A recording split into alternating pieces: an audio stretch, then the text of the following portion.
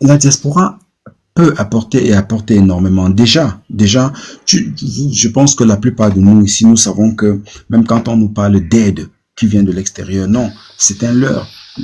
La diaspora est le principal, comment dire, n'est-ce pas, pourvoyeur d'aide à l'Afrique, aide familiale, aide en investissement, etc., etc. Donc aujourd'hui, et heureusement que nous avons énormément de plateformes aujourd'hui ou de personnalités comme toi, comme d'autres personnes aussi, qui encouragent les gens de la diaspora justement à se tourner vers l'Afrique. Et les gens sont très sensibles à ça. Les gens sont très sensibles. Tu as l'investisseur africain qui est ivoirien, tu as Philippe Simon, tu en as énormément. Voilà, Philippe que j'ai l'honneur d'habiller aussi. On se voit la semaine prochaine d'ailleurs pour qu'il récupère tout ça là. Et ça c'est très très important. Donc la diaspora aujourd'hui, je veux dire quoi, on est très très sensible à ça, d'autant plus que l'Europe a tendance à se durcir, à se radicaliser, à se droitiser, et nous ressentons des choses et ce besoin et cet appel du continent. Maintenant, il faut aussi que nos dirigeants localement entendent cet appel-là et favorisent les retours. Et c'est pour ça que quand on va dans un pays comme la côte, comme chez nous, malheureusement, on a encore énormément de pesanteurs administratifs. Parfois, même pour ouvrir juste un compte bancaire, on te demande ta mère, ton père, tes arrière-parents, tes arrière-grands-parents. C'est pas normal. C'est compliqué. C'est compliqué chez nous. Donc, quand on est entrepreneur, quand on n'a pas le temps, on va aller vite. Tu vas en Côte d'Ivoire, tu sais, d'ici, moi j'ai ouvert mon compte bancaire d'entreprise. Tu ouvres ta société, j'ai tout fait à partir d'ici quand je devais faire avant de partir. Tu vas, on ne cherche pas à savoir, tu es Camerounais, tu es Malien, tu es ceci. Non, qu'est-ce que tu fais? Voilà les règles, tu fonctionnes seulement. C'est ça, et les gens sont contents de t'accueillir, de t'ouvrir les bras. La diaspora et la diversité, c'est une chance pour tous les pays. C'est pour ça que les Américains et les Canadiens ont compris. Mais il faut que nos États comprennent cela et facilitent. Comment est-ce que ça peut se comprendre que le visa est de 153 ou 160 € chez nous? Comment est-ce qu'on peut comprendre ça? Moi, quand je voyage, nous sommes 3. Donc, j'ai mes collaborateurs locaux qui m'attendent, ils sont localement là. Je t'ai dit, mon responsable communication qui vient du Cameroun et mon tailleur avec qui je voyage, mon chef d'atelier. Ça fait 3 visas. 3 visas. Rien que ça. Si c'est le Cameroun, tu réfléchis. Donc, ce qu'on dit, c'est pour dire que par rapport à ta question, c'est pour dire à nos autorités que quand ils prennent certaines décisions, même si c'est pour remplir les caisses, il faut quand même qu'ils pensent aux retombées. Qu'ils pensent aux retombées. Parce que plus on va, plus c'est l'argent qu'on amène. Bien sûr. Toutes ces politiques-là qu'il faut voir et rendre les choses digestes et fluides. Donc, l'apport de la diaspora est fondamental. Greenman posait la question tout à l'heure par rapport à l'atelier. Dans mon plan, il est question qu'à terme, même mes chemises soient confectionnées localement. Mais moi, j'emploie 5 personnes. Mais quand je vais être installé, ça va être au moins 10 personnes. Or, je suis on va dire une PMI. Mais vraiment une micro-entreprise.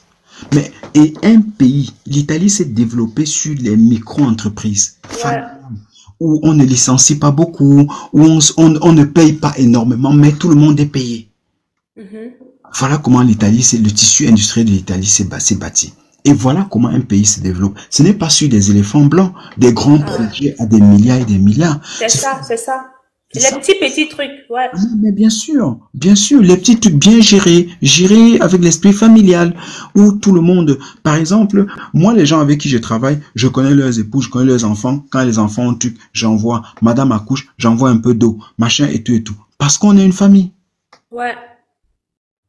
Donc l'apport à la diaspora est fondamental, mais il faut que nos États comprennent qu'il faut quand même aussi c'est pas qu'on veut qu'on nous donne des choses gratuitement, mais simplement faciliter et qu'on apporte aussi ce know-how, cette connaissance, cette expérience qui servira aussi afin que le continent ait ce boom économique qu'on veut tous. Voilà. Sinon, on peut pas tout laisser que ce soit les autres qui viennent chez nous prendre tout. Nous, on est ici, on est bloqué. Parce que cette affaire de visa que tu as mentionné, notamment pour le Cameroun, ça bloque et ça frustre beaucoup de frères dans la diaspora. Parce que toi, tu connais le modèle des frères et sœurs. Ici, on a 3, on a 2 enfants. Tout le monde n'a pas les moyens. Toi, tu connais les frères vivent sur le SMIC. Comment tu fais? Tu veux peut-être faire découvrir le village à l'enfant, le pays. Les gens n'ont pas les moyens de... Donc, c'est un problème. Il faudrait que nos autorités, franchement, essayent d'avoir une politique, selon moi, pour les nationaux et pour les étrangers. Au moins, les nationaux, on peut baisser le prix pour les nationaux, quand même. Voilà. Bon, après, c'est pas à moi de prendre la décision, mais c'est une suggestion. On va parler avec eux, quoi, parce que il a l'occasion de les rencontrer. Donc, du coup, les médias aussi, comme ça. Voilà. Maintenant, tu veux mettre ton grain de sel dedans. Ouais, c'est ça, quoi. Toi, par rapport à la question du retour, tu m'as dit, toi, tu as toujours pensé à rentrer. Tu n'es pas venu en Occident dans le but d'y caler. Donc, ton but, c'était justement comment prendre ce know-how et le ramener en Afrique. Oui. Est-ce que c'est difficile de rentrer au pays? Depuis combien de temps tu te prépares? Quelles sont vraiment les stratégies de ton point de vue à mettre sur pied pour assurer ce retour-là? Bon, moi, comme je disais là, mais vraiment, je me suis jamais coupé du pays et du village, hein, qui est mon environnement, jamais. Au village, je fais des choses, je continue à le faire. J'ai pas encore construit, mais j'ai mon terrain où je vais construire. Je n'ai construit ni à Yaoundé ni à Douala, parce que quand je vais construire, c'est à Baham que je vais construire, puisque c'est à Baham que je vais vivre, en fait. Ouais. Exactement, parce que c'est là où je vais mener les activités. C'est là où j'ai le siège de ma fondation au Cameroun, donc c'est de là que je vais travailler, même si je vais travailler un peu partout au Cameroun, mais ça partira de Baham. Il y a ce collège qui est en construction, il y a le lycée des jeunes filles, machin, et tout. J'ai le centre d'handicapés, où je suis aussi très actif à Baham, tout ça. Donc j'ai vraiment du boulot là-bas. Donc, sur le plan, parce que, en fait, sur le plan de l'occupation, moi, je suis déjà préparé. Qu'est-ce que je vais faire? Je vais pas là-bas et une fois de plus, pour revenir même à la fin, mon épouse est parfaitement, on rentre ensemble. Donc, il n'y a même pas de... Voilà, ça c'est un point important parce qu'il y a des femmes qui sont pas d'accord et ça complique tout. Oui, mon épouse est parfaitement d'accord. On rentre, pas qu'on rentre au Cameroun, on rentre à Baham.